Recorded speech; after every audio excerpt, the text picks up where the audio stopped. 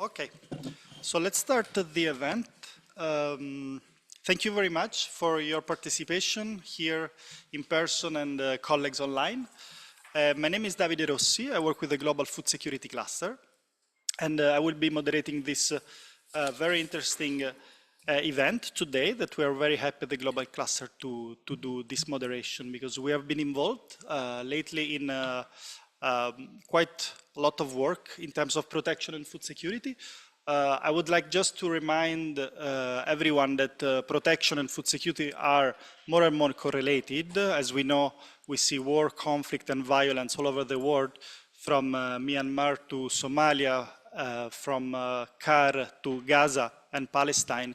We see how the war, conflict, and man-made disaster are bringing us to additional food security, food insecurity actually. So one of the main drivers is protection actually, and that's why we're very happy to strengthen the linkages with all protection actors.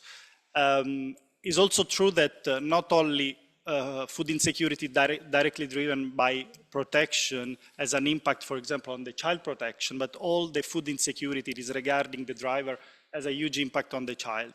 And that's why today we want to focus on this with our technical expert here, and also to remind that food security and connection with the risk of protection to our children is also related to the 4 pillars of the food security. It's not just about access or availability of food, it's also about stability, because we need to ensure that the population have a stable and continuous access to nutritious food. It's not just a one-off intervention as humanitarian. So there is livelihoods, there is agriculture, there is food, there are many means on which we want to integrate more and more our work with our protection colleagues, and especially today with the child protection colleagues. So I want to say just that also our global strategy at cluster level has put protection in the center as one of the pillars of our strategic plan, and so that's why also we are here today, and we have different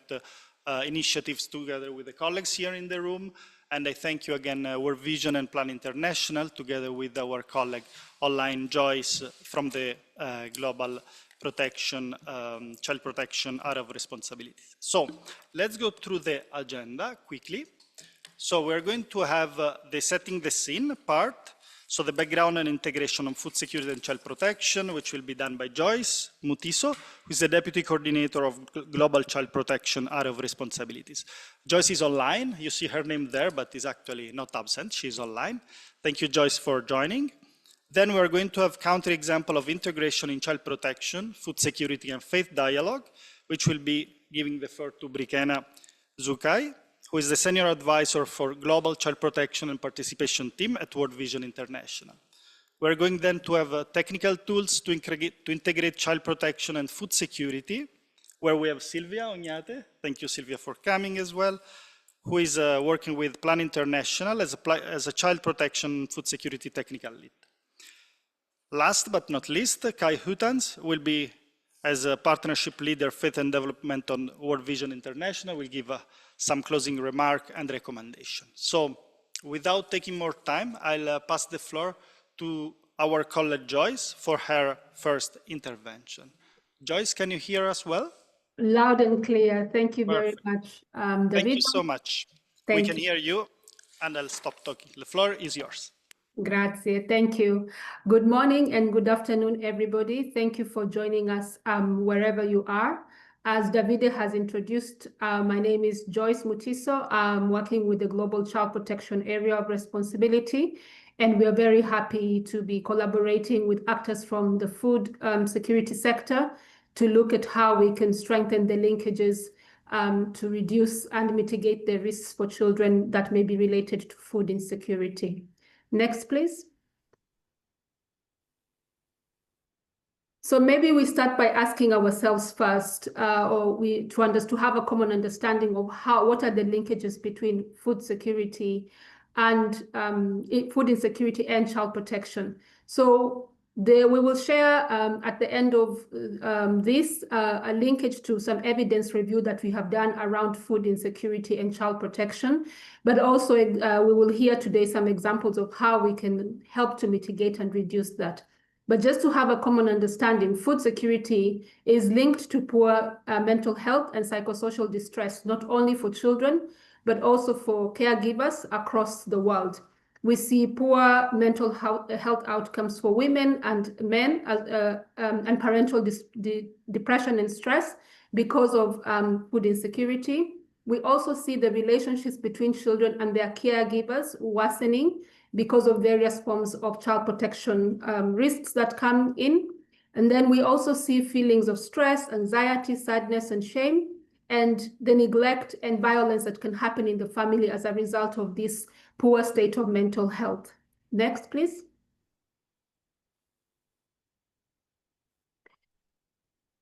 So when children and families do not have enough food, we all know, or we've heard that they resort to extreme coping mechanisms. What are these coping mechanisms that families and children may resort to? One, we see an impact of family separation where children and the caregivers may leave home to search for food and livelihood opportunities. We also know that hazardous labor for children can be taken up in order to help the family survive. And that is a mechanism that families commonly resort to, unfortunately. We also see in some contexts that child marriage is a coping mechanism that is used to lower the financial burden for family members, not only to have one less family member to feed, but also sometimes when dowry or is paid to the family, then the family has access to additional resources, even if only for a limited time to support the family. In situations of armed conflict, we see recruitment and use of children, and this also presents sometimes access to additional resources for the family, including food, other resources that can support the family. So families and children may resort to this in order to cope with the situation. And unfortunately, as with all the other extreme coping mechanisms, there is also sexual exploitation where sex is used in exchange for access to food or money to buy food, which affects mostly adolescent girls, but it's not exclusive only to girls. Next, please. So when children go to search, children and families go to search for food or to produce food or to increase their food access, there are a lot of risks that children can be exposed to. We've spoken about some of them already, neglect, child labor, sexual exploitation, but children also face dangers and injuries when they go to search for food. So for example, they could be exposed to unexploded ordnances, and that could happen to their caregivers as well, which can maim them or even lead to the loss of life. Globally, we see that children's labor is concentrated around farming, fishing, forestry, livestock, and herding, amongst others. And other forms of looking for food or searching for food also include collecting water or firewood, which, as we've mentioned before, can lead children to be abducted, to be attacked, to be exposed to other injuries, but also to sexual violence when they're looking or searching for food. Next, please. So not all is gloom. We've presented what risks are there and the connections between food insecurity and child protection risks. But we also see that if we program well, if we collaborate well, the food security and child protection can both be life-saving responses that improve the safety and well-being of children. So one area we've seen is that we need to enhance on our collaboration, and this is one of the ways that we've been working on this. Davide has already spoken to all the work that we've done coming up to today, and we will continue to collaborate. But we need to also look at how we address the main barriers, which include funding to support integrated programming, limited guidance and tools, but we'll hear about good news today that provides examples of tools that are available, but also working together to strengthen the capacity for us as child protection actors to understand food security and for food security actors to understand child protection. So we'll hear some good practices today. Some of them may include capacity strengthening, development of referral pathways, strengthening of family interventions that support the linkages within families. And that what is important for us is to recognize that there are opportunities to strengthen our collaboration to look at integrated child protection and food security programming in order for all of us to promote the outcomes that would lead to better protection and well-being of children. And lastly, next please, is also to highlight that there are situations where interventions that are used to address food security can expose children to risks, and changes in programming, for example, in reduction of rations or delays in distribution, can also increase stress and worry for children as well as their caregivers. We also see that caregivers who participate in livelihoods programs may face challenges in supervision of children, so children may be neglected or ending up in child labor, which is considered to be a pull factor. And also distributions, if they are not managed appropriately, can also create dangers of discrimination, of sexual exploitation, and dangers and injuries. But we've already seen and talked a little bit about those opportunities, and we'll hear a bit more about that. And as I've mentioned, you will see on the screen, there's a link that we can share that shows the evidence review of the linkages between child protection and food security in humanitarian settings. Thank you for your attention, and I hand back over to David. Thank you. Thank you very much, Joyce, also for perfect timing of your intervention. And thank you for highlighting some of the most important example of integration of food security and child protection, but also in the last slide, the way we also intervene as humanitarians is very important, because we can expose also vulnerable population, especially children, to protection risk. So thank you, Joyce. And now I'll give the floor to Brikena. And for your intervention, Brikena, thank you very much. Thanks so much. Yeah. Okay. Do I need it? Oh, okay. Sure. Oh, okay, you can do. Thank you. Thank you. Okay. Thanks so much, Joyce and Davide. So this is the story of Amina. Before the drought, our land was green. My father kept goats. My mother grew vegetables, and I went to school every day. I loved learning. I wanted to be a teacher. Then the rain stopped, the earth cracked, and our animals died. Without goats, we had no milk, no meat, no money. The wells dried up and water became precious. We walked for hours to reach to a host community. Now I work in people's house, cleaning, washing, or fetching water to help my family survive. My little brother, only 8, also helps carry heavy materials for others to earn a little money. What we make is barely enough for one meal. It's hard, especially for girls. Some people treat us badly.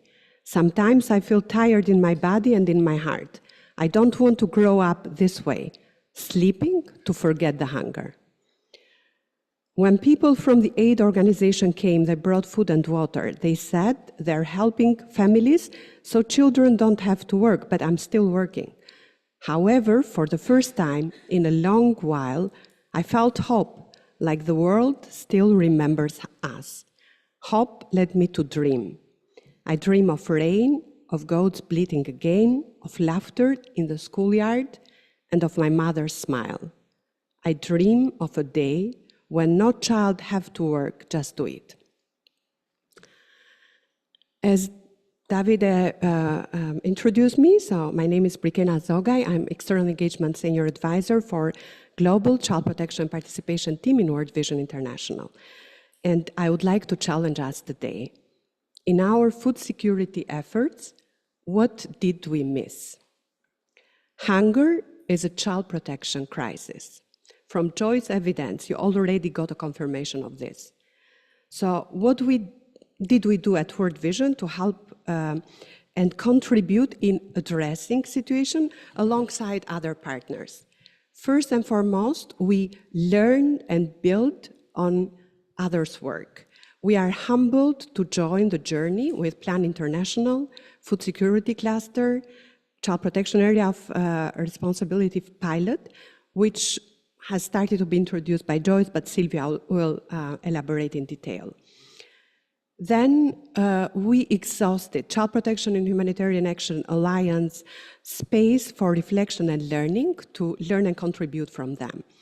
Then we shared this global experience with many country programs in World Vision, but only 4 of them expressed interest to explore the centrality of children and their protection in their food security response. This is important because it was not top-down, but there was the countries that decided to do so. And this is very key for sustainability. The approaches varied from context and the capacities. So what exactly did we do? First and foremost, it was sectors, listening to each other, aligning priorities, scope, and child-centered approaches, going through joint training on protection mainstreaming, prevention of sexual exploitation and abuse, child protection integration. There are amazing resources from the Alliance for Child Protection and Humanitarian Action regarding to integration. They decided to have formal referral pathway linking food security and livelihood and protection teams to support at-risk children. Joint assessment, combined need analysis, screening home visitors, in better identification of vulnerable families, but also in strengthening the referral and reporting mechanisms. So how this was possible? All resources that were developed by the pilot that will be presented in a minute from Silvia have been a huge support for countries that have done so. Many of you might be aware of post-distribution monitoring approaches, and they have actually adapted to integrate child protection. So staff felt that they felt confident in terms of identifying risks and reporting them, focus on preventing measures in project management. Both food security and child protection outcomes were in reach. I'll come to that in a minute on the specific, because just 2 days ago, an evaluation was finalized, and I'm gonna give you some data on that. Protection mainstreaming was improved, and we know how this is important for food security. And definitely collaboration influence staff behavior reinforcing do not harm. That is such an important component. In addition to that, as World Vision, we are a Christian organization, so our identity is engaging with faith leaders and faith communities to any faith. We actually, in 3 of those countries, in Somalia, DRC, and Ethiopia, we have engaged faith leaders and faith communities in nutrition dialogue, and how they have complemented food security and child protection integration. One, in bringing community and systems integration. Faith leaders engage duty bearers and communities to turn food, nutrition, and child well-being related efforts into community-owned action. Second, in promoting behavior and social norm change, where faith leaders help reinforce the role of faith, parents, and family in well-being and child-rearing practices. Third, strengthening accountability and feedback. Safe places for family to discuss food and childcare challenges, complement child-friendly feedback and referral mechanisms. I'm sure you are looking forward for data on the evaluation, and I'm just bringing it right now. So I mentioned before that as a result of this collaboration, none of the sector kind of suffered, but in the opposite, the outcome of each sectors were enhanced. What did the evaluation told us? 47% of households included in the project actually reported that market improved in food access, dietary diversity, and economic resilience, eating more, consuming more varied foods, 36% of them, and spending less on medical, kind of preventing, by strengthening resilience, preventing actually medical issues. Now, these gains definitely contributed to household stability, but also reduced resilience where? On negative coping strategies, so preventing the child protection issues. At the same time, of course, child protection outcomes improved significantly. So 68% of children concentrate better, 76% are more likely to continue the school, and 43% faced less tension at home, and 16% were likely to engage less in child labor. So 16%, it's not a small figure, although it's just 1 year of implementation. However, qualitative evidence revealed decreases in child abuse, neglect, and family stress, alongside improvement in well-being, nutrition, and school participation. We are going to hear from one of the countries in a pre-recorded video, and this is from Ethiopia, but till Vivian will make that ready, I would like to say that this outcome demonstrates that cross-sectorial programming can simultaneously strengthen food security and promote child well-being in humanitarian context. So let us hear directly from Ethiopia colleagues. Vivian? Perfect.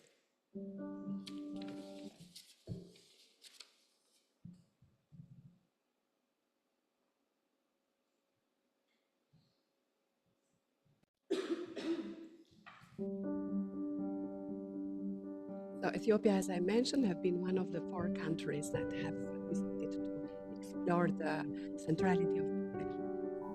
Chagir midini jan tane na long kata an joy chuo ta kon we me ke kana ideal tin te chien gwa dum kita anan da ko kon ke je te la mu gwa kana ta ran jang ngai mi tam ne del gor gwa me gwa na ko chang ta la kon mi te chang gwa mi ngaji wa ba la ta la bi del gor gwa me ko ngai ye bi kon del gor be ben je anya ka kana te la gwa joy ko ngai ke ne ko mi mu gwa lang jan kuna ele kum gwa me ka ne kwen wala jo ke ne wo da ra ro ko le ko do er kulu joy ko ne de kulu kwen o mi cara kana mo jang na ye o ne mu ga ni jan ne ti jo o la ne kana la ne bene jo ko ti ne kwen ko kwa ba ti ne jo pal ko nge kana ye kwa ata ja jo ti jang ka kwa ko ti kon ke te tin man kwal pan ke te mun ma ga yana ka fa yana kun de yan ko wan yam ko ja ko de yan lan mi cara kana de yan lan etel ma ke te la jene jen mun goro go de nyam man yana mo ko de ti anan dar ko lo kwa ko ti mo lo de ja kwa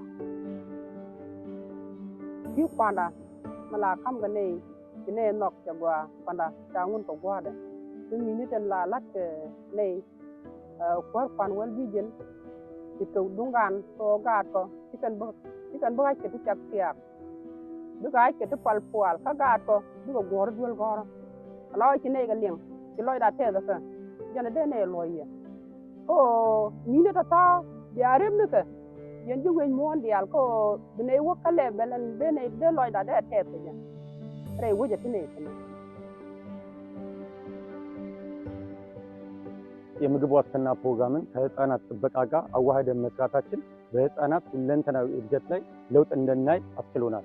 ውህደቱ ቤተሰብን ከመመገብ በዘለለም ህፃናቶች ደህንነታቸው የተጠበቀና እንክብካቤ እንዲያገኙ አስችሏል። ለዚህም አንደኛና ዋነኛ ትልቁ ማሳያችን ሊሆነው የሚችለው የተማሪዎች ምገባ ፕሮግራማችን በአንድ ዓመት ብቻ ከ50,000 በላይ የሚሆኑ ተማሪዎችን መመገብ ችለናል። በምግብ ስርጭት ወቅት ለቤተሰቦች እንዲሁም ለህፃናት የተለያዩ የህፃናት መብት ላይ የህፃናት እንክብካቤ ላይ ያተኮሩ የግንዛቤ ማስጨበጫ ስራዎችን ተሰርተዋል። ከዚህም በተጨማሪ በምግብ ዕደላ ጣቢያዎቻችን ባቋቋምናቸው የፕሮቴክሽን ዴስኮች አማካኝነት ለችግር የተጋለጡ ህፃናት ማለትም ሪስክ ላይ የሆኑ ህፃናቶችን አይደንቲፋይ በማድረግ በመለየት ድጋፍ እንዲያገኙ አስችለናል። ከዚህ ቀደም በካምፑስ በከፍተኛ ሁኔታ ተንሰራፍተው ይታዩ የነበሩ ያለዕድሜ ጋብቻ፣ የህፃናት ጉልበት ብዝበዛ፣ አላስፈላጊ የሆኑ ነገሮች ላይ የሚሳተፉ ህፃናትን ቁጥር በከፍተኛ ሁኔታ መቀነስ ተችሏል።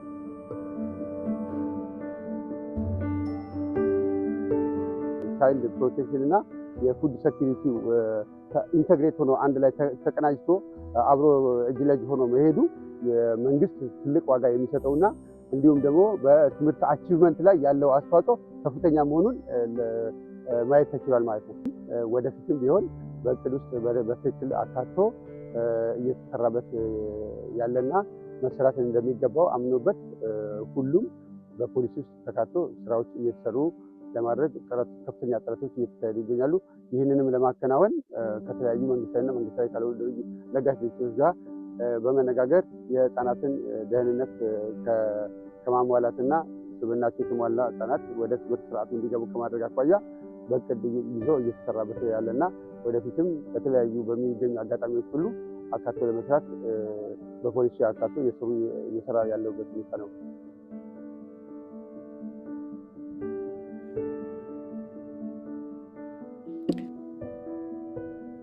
Yeah, hope you enjoy the way how in a simple way how they shared about the integration.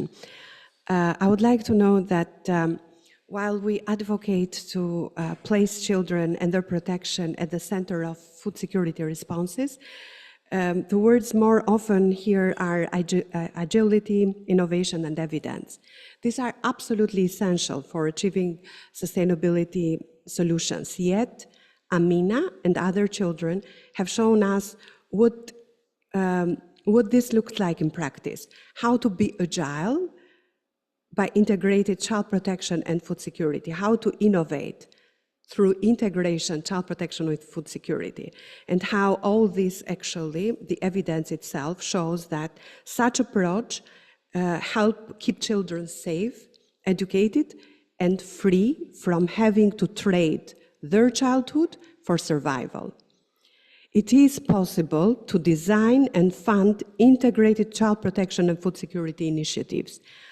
It is possible to listen to children and communities, including faith communities, and to collaborate, building on one another's success and learning. We owe this to Amina.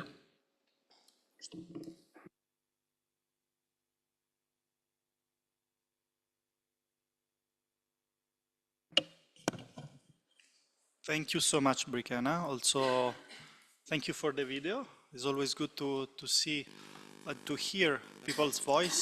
I think one of the very good point also that was made up from the video was also the linkages with the government and how much is important when we discuss about food security, protection, is also how this is social, is a community value, is not just individual families that we work with or we support, is that we aim at improving all the community's well-being, and this has also an effect on the children.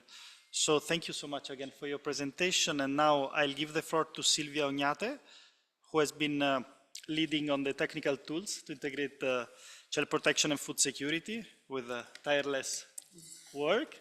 So thank you, Silvia, for joining us. The floor is yours. Thank you so much, Davide, and thank you, everyone. Welcome, everyone in the room, and also those participants online. It's a pleasure for me to be here today and to present on behalf of the collaboration that we have with key partners, but also with the Global Child Protection AOR and the Global Food Security Cluster. And before I dive into the technical tools, which is the matter of my presentation today, I also want to reinforce the message of why integration is important and is crucial. And I want to share also a very short story. And this is the story of Mary, who is 13-year-old, lives with her mother and two younger sons, brothers. And the drought in her community destroyed the crops. So families started to skip meals. And she wanted to help and went and worked in the nearby fields. So she dropped school. Her mom was overwhelmed by stress and started to unsupervise Mary, who felt isolated and also at risk of child marriage. So as Brikana mentioned before, and Joyce, hunger is not only about food, but it's also a child protection crisis. And we know when families do not have enough to eat, as Mary, they adopt harmful coping mechanisms like children out of school, marrying girls early, or children being unsupervised when families go and search for food. And despite this, integration is not always at the core and is not a given. Sometimes it's ad hoc or it's one-off. So we want to share today what are the technical tools and good news that we have these tools ready and available for partners and for organizations working in child protection and food security to collaborate in a structured and systematic way. Before that,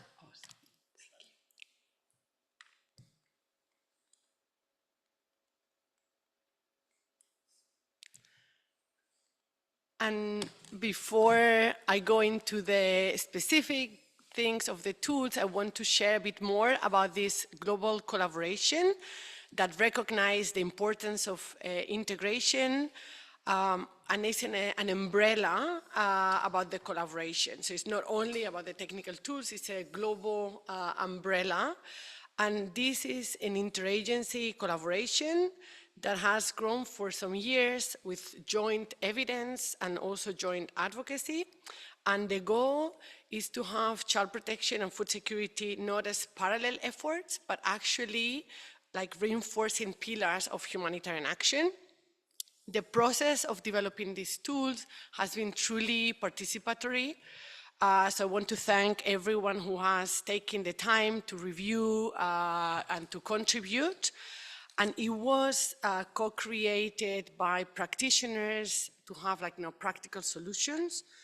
We have done consultations at country, at regional level, developed different opportunities for different regions. We set up what we call it a technical advisory group. It's a group of experts from different sectors. And also we have different iterations to draft, review, and to have a product that is not a long manual, but they're tools that can be easily adapted and that you can take them and it's like the how-to. And now we are in the process, it's already available, and we are now for testing, for use it, for applying into the different contexts. Yes. Before I go into the tools, additional thing is in the process of developing these tools, we've learned, and we actually documented some of the lessons learned. So some of the lessons learned were basic concepts about child protection and food security, the main interventions, the indicators, the way of targeting, are not always known for each other sectors and actors, and this is key and very important to start that collaboration. The other thing we also learned is that where there was limited collaboration throughout the program cycle, including joint assessment, so it was not always the norm, and also models that are proven to work. And as much as we have a lot of evidence showing how food insecurity drives child protection risk, we don't have the reverse link of how child protection issues also affect food security that remain underexplored. So we need more evidence, we need more documentation and more practice. And with this in mind, we develop what you can see on the screen, which is the toolbox, co-integrated child protection and food security programming in humanitarian action. This gives practitioners means to connect what we see in Mary's story, food insecurity, violence, exploitation, with practical joint solutions. It's a set of tools, 18, that are divided in 4 domains and are across the humanitarian program cycle, was designed by practitioners, but for practitioners, and is ready to be used, as I mentioned. What can you find inside the toolbox? You will have the time, and maybe some of you already explore it a bit, but I want to give you some highlights of what you can find inside the toolbox. It's organized in 4 areas and make integration possible. So there's no need to use all of them. There has not had to be in a sequence. It has not to be step by step.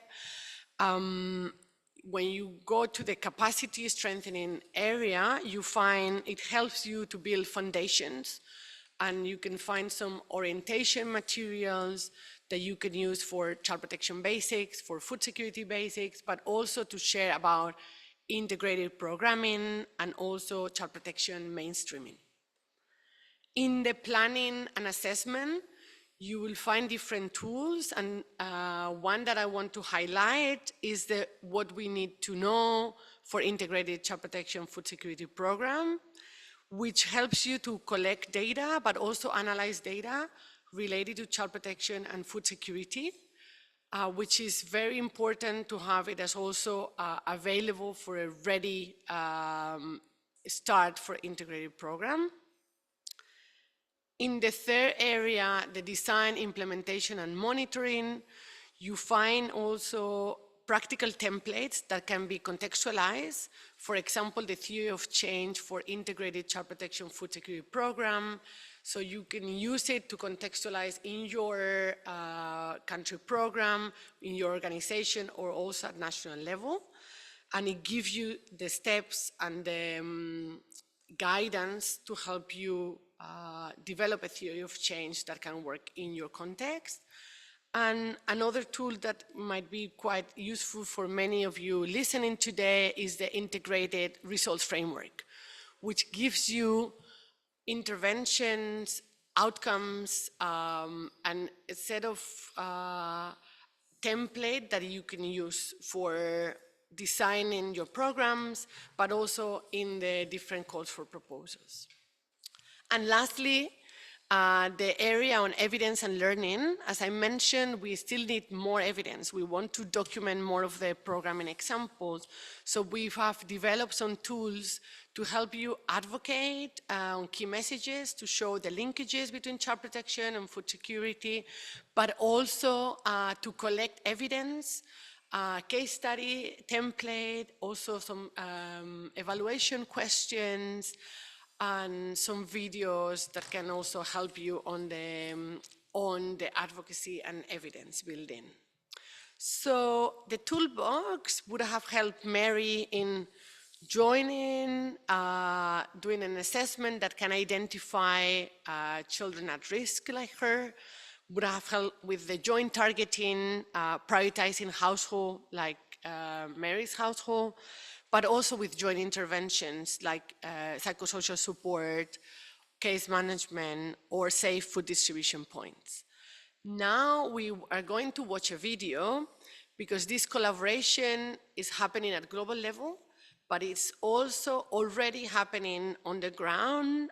We have conducted interagency trainings in Central African Republic and in Burkina Faso very recently in September this year, where child protection and food security clusters came together, recognizing those linkages and organize and invite key members to do capacity strengthening, to increase the understanding and learning, but also came together to identify actions and develop like action plan to support children like Mary. So I'm going to, yes, we have the video ready, so let's hear from coordinators in Burkina Faso.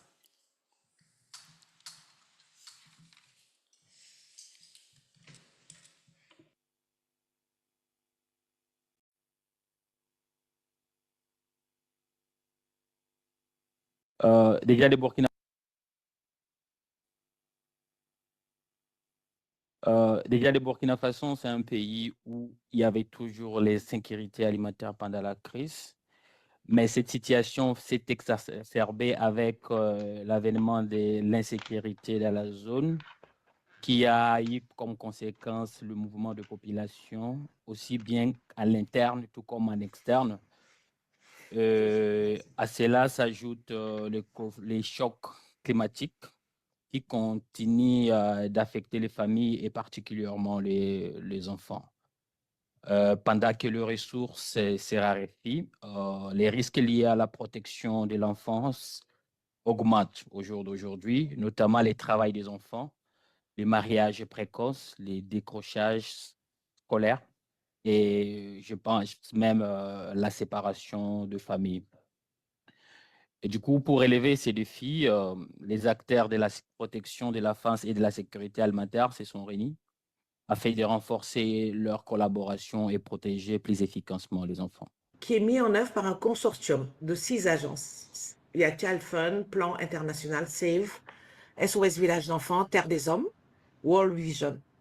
Parmi ces points d'entrée, il y a les évaluations conjointes, la planification intégrée, les messages harmonisés et tout ce qui est outils de suivi commun. L'atelier a révélé plusieurs lacunes en même temps. Parmi ces lacunes, il faut dire la participation limitée des acteurs de la protection de la face à la conception de programmes de sécurité alimentaire, l'absence des mécanismes de référence clairs entre les deux secteurs.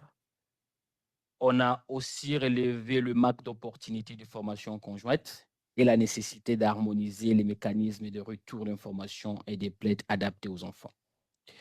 Toutefois, les participants ont également partagé les pratiques prometteuses telles que la mise en place des sites de distribution alimentaire plus sûrs et l'intégration du message de protection de l'enfance dans le programme d'aide alimentaire et l'aide financière.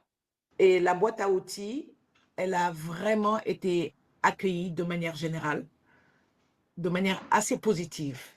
Et il y a eu un fort intérêt qui a été exprimé et tout le monde a envie d'adapter cette boîte à outils à un usage national et pourquoi pas à être utilisée lors de futures sessions de formation des personnels. S'agissant des prochaines étapes et des actions à entreprendre, il faut dire qu'à l'issue de l'atelier, les acteurs de la protection de l'enfance et de la sécurité alimentaire au Burkina Faso ont convenu de prendre des mesures, plusieurs mesures, notamment mettre à jour et partager les cartographies sectorielles afin de suivre la collaboration en cours, développer un système d'orientation conjointe, Child Protection, FoodSec, afin de garantir que les enfants à risque reçoivent une aide alimentaire en temps opportun, organiser également des formations conjointes pour renforcer les capacités dans les deux secteurs. Harmoniser certains mécanismes de retour, d'information et de plainte, adaptés aux enfants, ça c'est important. Et comment une meilleure utilisation des évaluations. Cette formation qu'on a eue, qui est notre première expérience, montre qu'à l'avenir, en fait, nos efforts collectifs devraient se concentrer sur l'intégration de la protection de la face dans la stratégie de sécurité alimentaire et vice-versa. Seule une action coordonnée et fondée sur des données probates nous permettra d'obtenir des résultats durables pour les enfants et pour les communautés. Merci. Thank you very much for the coordinators to share the experience and to keep the momentum in Burkina. And as we look ahead, our goal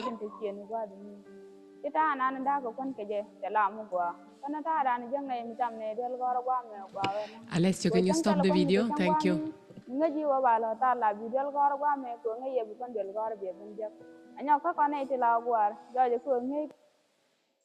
Déjà, les Burkina Faso. Perfect. So thank you so much for our colleagues in Burkina Faso for the collaboration. As we look ahead, what I want to share is some of the recommendations and how we see now the next steps on scaling up integration and some enablers that we need, and we need the support of everyone here in the room and everyone listening, is about leadership and policy commitment, so we can have integration reflected in national, in regional, global strategies at the organizational level as well. It's also about donors promoted integrated programming, so that in call for proposals, we are encouraged to also present integrated responses and use the resource frameworks that I presented today and other tools that will help us in integrated programs. It's also about capacity and coordination. We heard from colleagues in Burkina Faso, but also in other contexts where there is need for continuous capacity support at different levels to share the tools, to adapt the tools, to contextualize, and also to create these learning spaces for sharing. And finally, it's about sustaining an ongoing evidence and advocacy to keep integration high in the humanitarian agenda. So integration, in summary, is a mindset shift. It's about seeing children and families as whole human beings and not as separate sectoral needs. And the toolbox gives us concrete ways to change this vision into action. And before I stop, I want to invite all of you to the launch of the toolbox that is happening virtually on the 18th of November at 2 p.m. Central European Time, and there will be interpretation in French and Spanish. Thank you very much.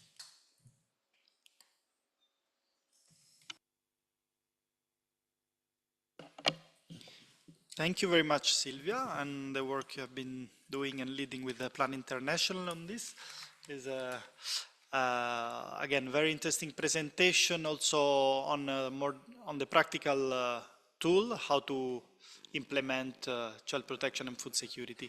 So now it's time for the question and answer. I know that unfortunately we cannot take a question from the online. I think for the moment we have the question and answer, and then we have the closing remark from Kai. So we cannot take any question online, unfortunately, because of security reason. We had some issues yesterday with hacking the link, but we're very happy to take a question from the floor. I have also a couple of questions that came up to my mind now listening at you. But please, colleagues, if you have question, perfect. We have one here. 1, 2, 3, 4. Okay, we go on that way. Please, if you can introduce yourself, please, and ask the question. Hello, thank you so much for the presentation. It's the first time that I've seen this connection between child protection and food security. I used to research ECPAT International, but we didn't look at this angle in particular. But I was curious to understand the context now with the cuts to US aid, if we will see more of this integration programming, or how, from my understanding, child protection is now kind of being sidelined. But do you think this is a way that donors would be more favorable towards looking at this integration programming? So just to understand better the context.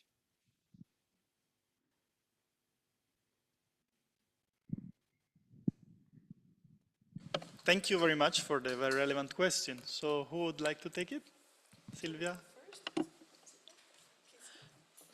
Thank you for this relevant question. I think it's good to keep in mind the current situation that we are constrained in terms of funding, and we've been affected also by USAID cuts. What I want to mention is child protection keeps being at the core of the life-saving interventions. So integration gives us the opportunity as well to work more effectively, work more efficiently, and we are hoping that also, and this is what we are calling for, that donors, organizations, clusters, like pushing and promoting for integrated approaches that can support children and families in holistic ways. So we are seeing some more support for integrated programs, but I think that's also where we need more of evidence and documentation, and we are here to start this and take it to a scale, and also thinking about the localization, how this is contextualized in each country. Thanks, Silvia. Yeah, in addition to brilliant response from Silvia, I would like to add that yes, child protection is life-saving, and there is enough evidence that it is life-saving, but also enhance the outcomes of other sectors. In this specific case, it's food security, and also it prevents the issue in so many sectors, even in the organized crimes, migration, and so on. So I really appreciate your question, because within the question you have also the concern, what are happening with child protection? And I hope that this discussion today encourage more and more integration of child protection with other sectors, but also the support of child protection as a standalone sector as well.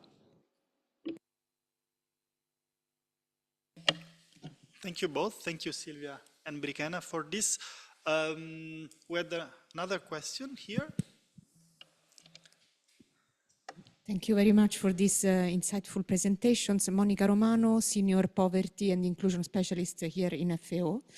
I would have one question for Brikana and one for Silvia, if ever possible. For Brikana, just wanted you to elaborate a little bit on whether there are some gender considerations that are needed when approaching child protection. I mean, is there some things, 1, 2, 3 things that are specific to female children? I guess there could be some concerns that are of greater relevance to them. And then for Silvia, I'm sorry if I missed it. You mentioned that the tool has been widely accepted, which is good. I've just gone through it. It's very rich.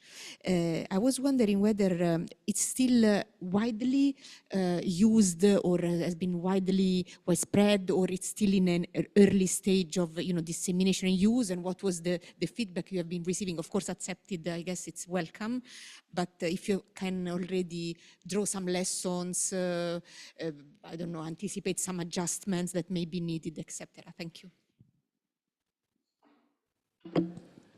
Thanks so much. Another outstanding question. Yes, there are definitely gender considerations. I'm very glad that you brought this.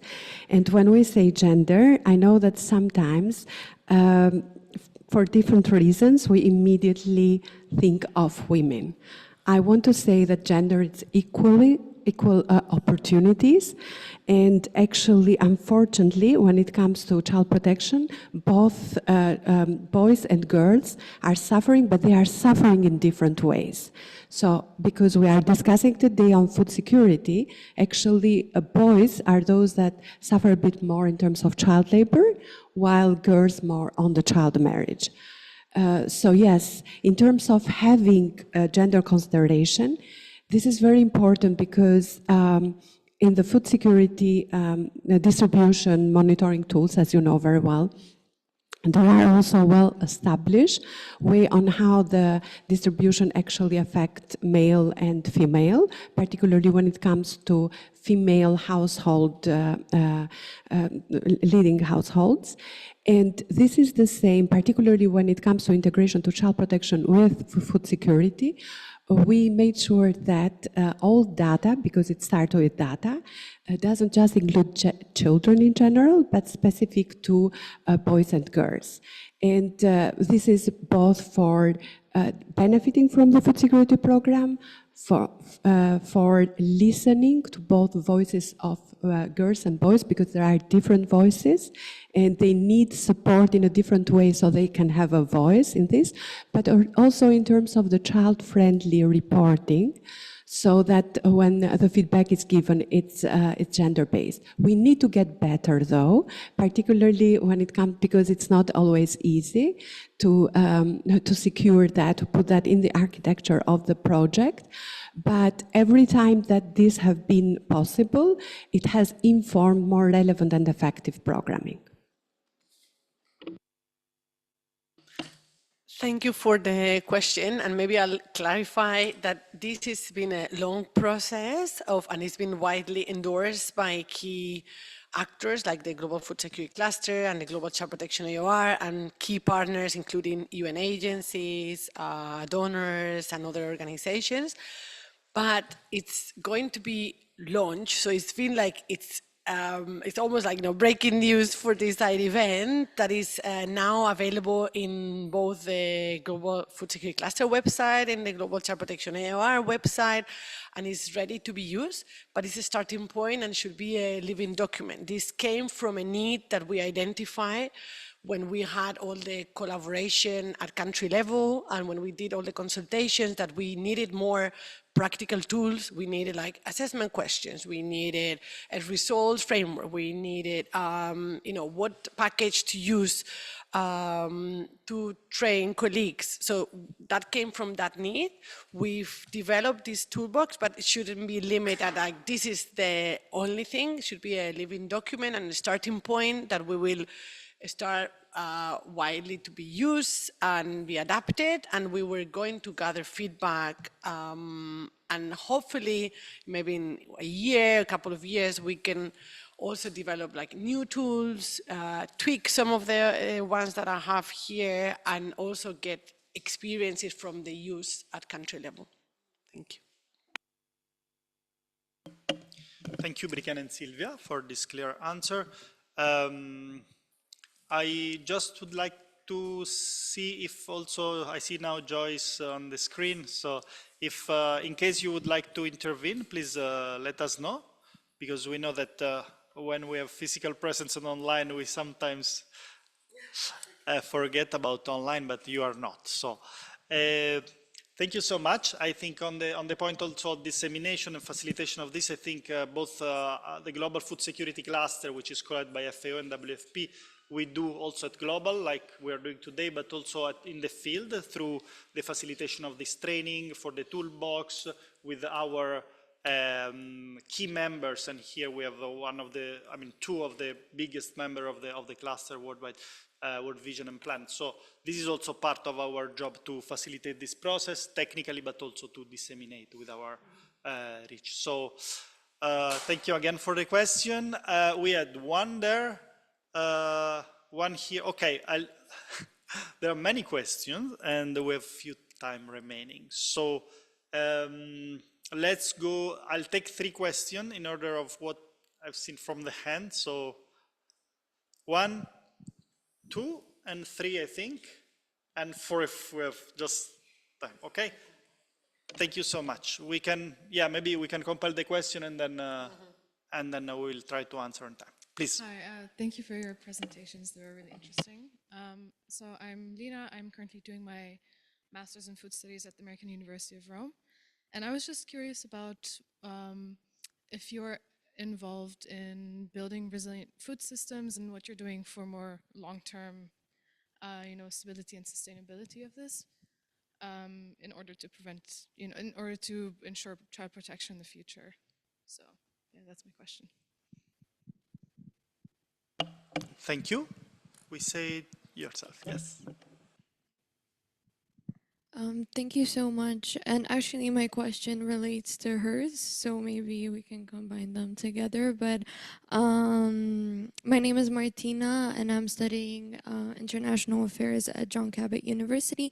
So my question was, in terms of scaling up the integrated child protection and food security mechanisms, what has been the greatest challenge so far in terms of, we all know that coordination between the local leadership and policy commitment decisions to kind of standardize the implementation of those tools in national frameworks could be challenging, and it takes like a long-term process to also contextualize and map and gather that evidence in order to continue. So I was wondering, is it in terms of monitoring, is it in terms of national coordination, what has been the greatest challenge so far?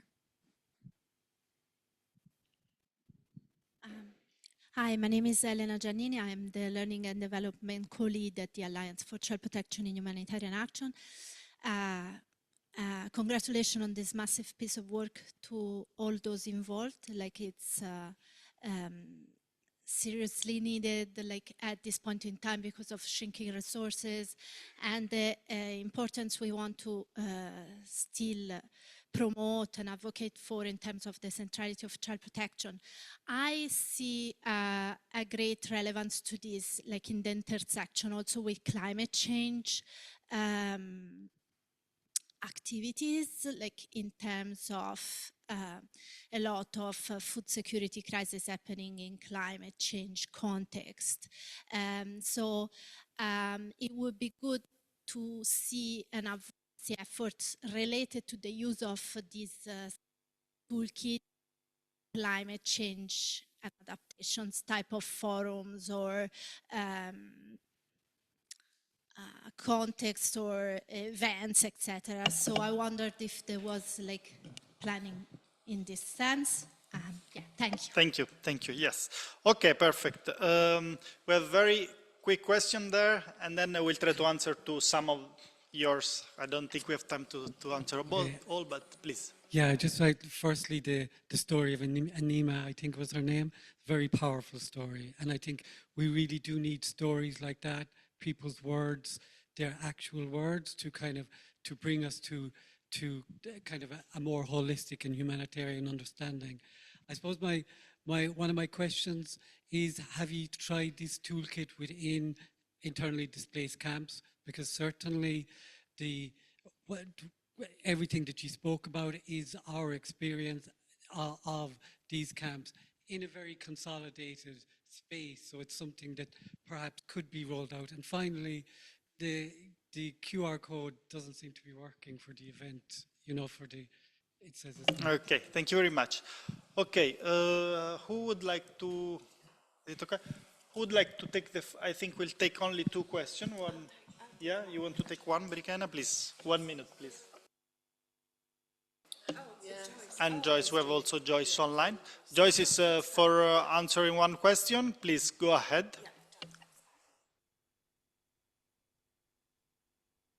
You are muted, Joyce, if you can open your mic. Yes, sorry about that. Thank you very much. Just on the question about resilience and long-term, I think we all recognize the fact that we are in very trying times, resource-wise.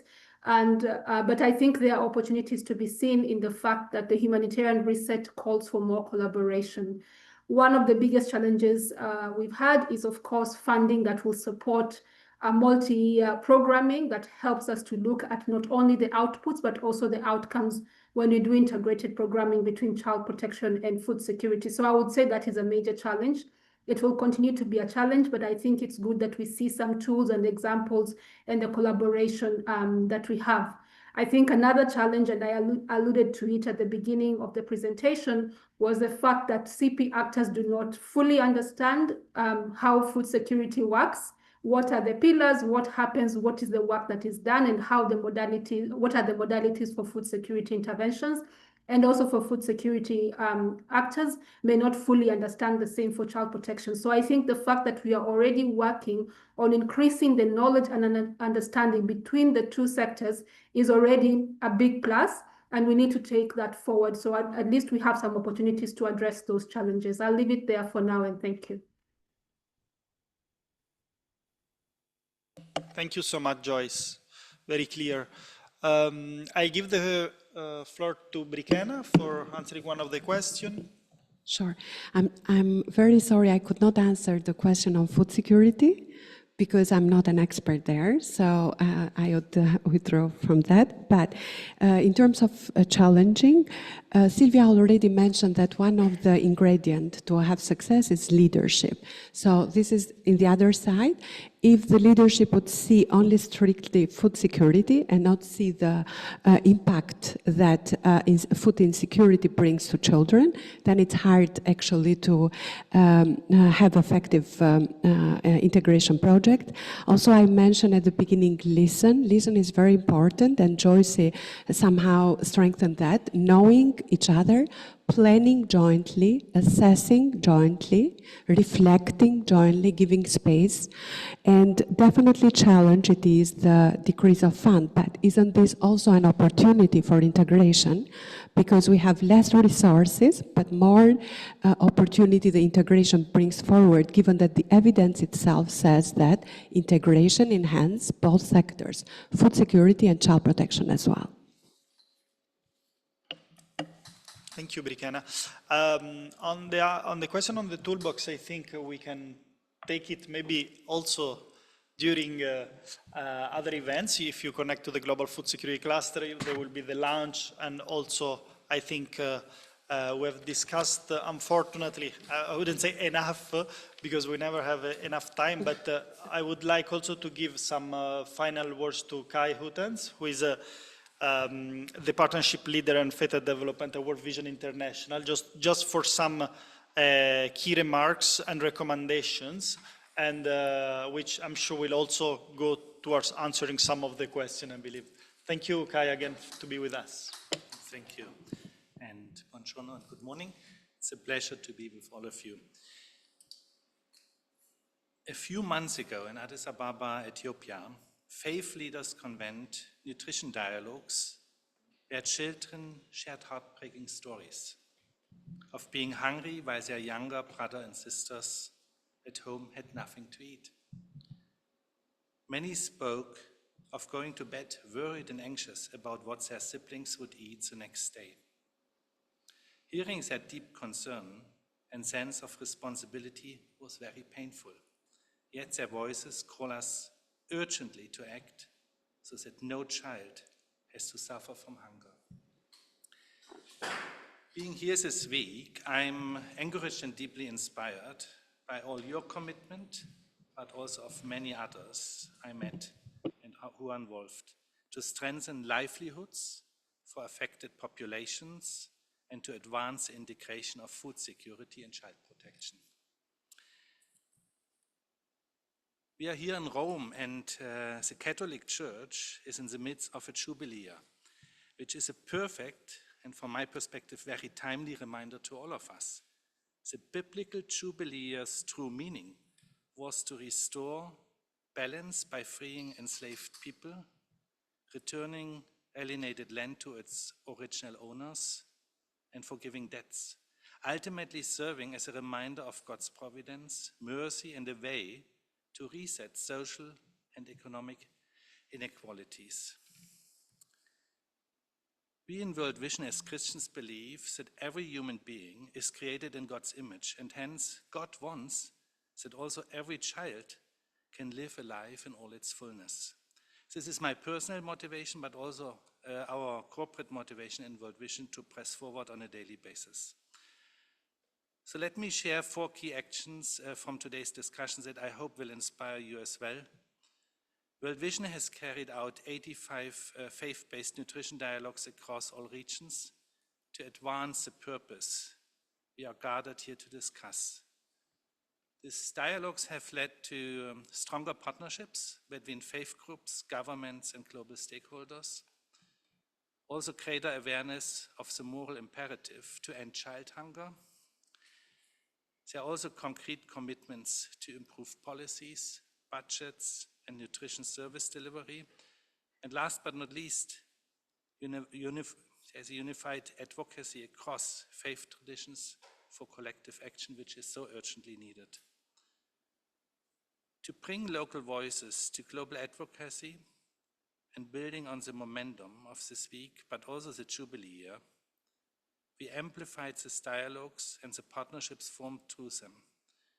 Together with others, we issued the Faith Leaders Statement on the right to food and nutrition, calling for urgent action, uphold food as a sacred human right, and to place justice, compassion, and community participation at the heart of all humanitarian and development responses. It reminds us that hunger amid plenty is a moral failure, and that protecting human dignity, especially for children, requires addressing the root causes of poverty, conflict, and exclusion. As the scriptures affirm, the hungry are fed by the Lord.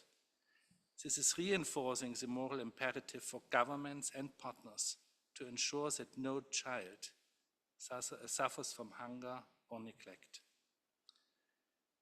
Building on this moral and practical foundations, the faith leaders' recommendations align closely with today's call to action, to urgently scale and fund integrated approaches across more countries, support governments in embedding child protection and food security integration into national disaster response frameworks, and partner with donors on multi-year flexible funding that sustains protection and resilience outcomes for children. These actions translate faith-based principles into concrete policy and program results. By strengthening technical capacity, promoting integrated programming, and ensuring accountability, governments and partners can protect children not only from hunger, but also from abuse, exploitation, and neglect. Prioritizing community and child participation echoes the statement's emphasis on local voices and stewardship, while sustainable funding and multi-stakeholder collaboration bring faith actors, families, and institutions together to make food and safety inseparably rights for every child. So ultimately, ensuring that every child is fed, safe, and cared for embodies both the moral vision of the faith leaders and the operational priorities of these recommendations. Together, they call for a holistic, rights-based, and faith-inspired approach, one that protects children's bodies and spirits, uplifts their voices, and transforms systems so that no child ever goes hungry or unprotected again. I want to close with two final comments. Firstly, hunger and malnutrition, or child protection crisis, as mentioned before. Never think your work is too small. Every step we take together makes a positive difference.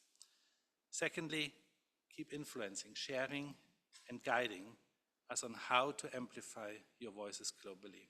So let us continue to collaborate so that every child in this world can experience a life in all its fullness. Thank you. Thank you very much.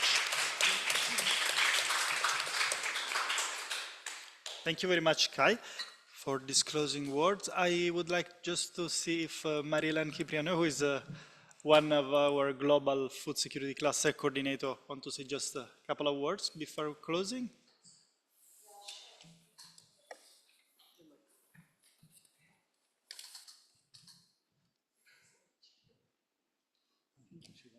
Can you hear? Yeah, just a couple of words. Yes, as Davide said, my name is Marie-Hélène Cipriano. I'm the Global Food Security Cluster Coordinator. So I think this was a very impactful and very interesting panel. Thanks very much. Thanks for bringing to the public, to the wider public, the toolbox and the integration that we're trying to spearhead between food security and child protection. I think people may not, rightfully so, and nobody's, sorry, I'm giving my back. I'm really, I should go back to my educational thing. I think, no, it's okay. People may not think of it because we all live in our little town or life, and we may not realize that integration between the various sectors is crucial for promoting a better life for individual, and in this case for children. So thanks very much for organizing. Thanks to all of you, Viviana, for taking the lead on that one, for all the logistics behind, which is not easy, and bringing all these agencies and NGOs together in one voice, which is, especially in this current context with budget cuts, the humanitarian system under major, let's say, constraints, this partnership-based approach is even more crucial, not for us, for the people we are supporting with. So thanks very much for joining us. Please keep on, promoting and advocating also on our behalf and on behalf of the children who are benefiting from this package. Give us your feedback for those who are in the field or are on their way to the field. Give us your feedback at how this is integrating and whether there needs any adjustments. We want to learn, we want to improve it for them. I'll stop there. Thanks so much. And it was a pleasure to be here. Thank you. Thank you, Marie-Hélène. Just again, thank you very much to Plan International World Vision for being here as also two of the key members of our cluster. Thank you, Viviana De Nuntis, also for organizing a bit close to you. Viviana is the Senior Humanitarian Advisor, Advocacy, Policy and Partnership at World Vision, has been organizing this event in all the senses. So thank you so much, Viviane, and thanks to all the audience to be here today with us, and thank you for the questions. We can take also some of those now with our speakers if they are available. Have a good day. Thank you.